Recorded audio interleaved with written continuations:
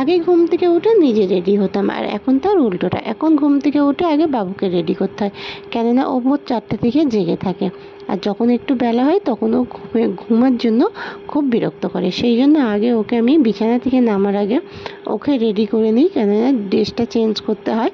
যেহেতু আগের দিন রাত্রেবেলায় এটা ওকে পরায়, আর যেহেতু সারা রাতই এইটা গায়ে থাকে, সেই জন্য ওকে যদি একটু ফ্রেশ করে দেওয়া যায় তাহলে নিজেরও বেশ ভালো লাগে, আর ওর ঘুমটাও বেশ ভালো হয়। তাই এই যে ওকে আগে ঘুম থেকে উঠে ওকে রেডি করিয়ে নেব।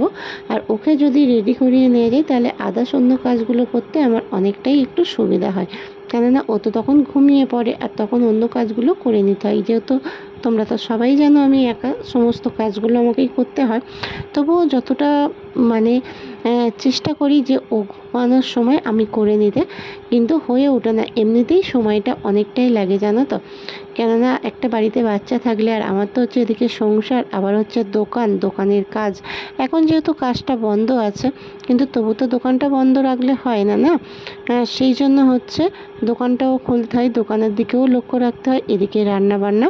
আর এখনও তো মানে আমার বাবু হয়েছে 1 মাস হয়নি, আজকাল সবে 22 দিন, কিন্তু তবুও আমাকে সমস্ত কিছু করতে হচ্ছে, কিছু করার নেই। যখন বাড়িতে একা তখন কি করব বলো। আর এদিকে বাবুকে রেডি করিয়ে দেখো দোলনায় দিয়ে দিয়েছি, বাবু ঘুমিয়ে পড়েছে। তারপরে কিন্তু আমি বিছানাটা তুলে নেব।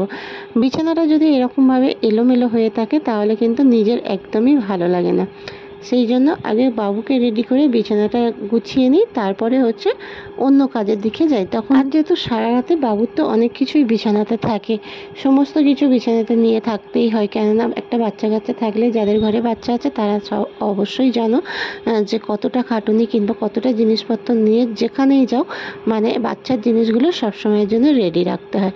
আর এই যে দেখো আমার বিছানাটা একদম টান টান করে গুছিয়ে নিয়েছি। এরকম যদি বিছানাটা গুছানো থাকে বেশ ভালো লাগে।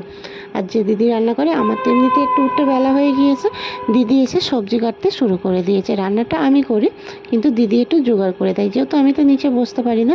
আর এদিকে বাবুর ফ্লাক্সের জলটা শেষ হয়ে গিয়েছিল, সেই জন্য ফ্লাক্সে জলটাও ভরে নিলাম, কেননা ওর কাজগুলো আমি সবসময় আগে থেকেই রেডি করে রাখতে পছন্দ করি, কেননা ও যাতে না ঘুম থেকে উঠে খাওয়ার জন্য কান্নাকাটি করতে পারে। তখন জল গরম করো, এটা করো, অনেকটাই সময় লেগে যাবে, ততক্ষণে ও অনেকটাই কান্না করে দেবে। সেই জন্য আগে থেকে ওর কাজগুলো রেডি করার পরে তারপরে কিন্তু আমি আমার কাজগুলো রেডি করি। আর এদিকে দেখো স্কুল থেকে দিয়েছিল খিচুড়ি না দিয়ে ভাত দিয়েছিল, আমার একদমই ভালো লাগে না জানো তো, তবু একটুখানি খেলাম, খেয়ে রান্নার দিকে চলে এলাম।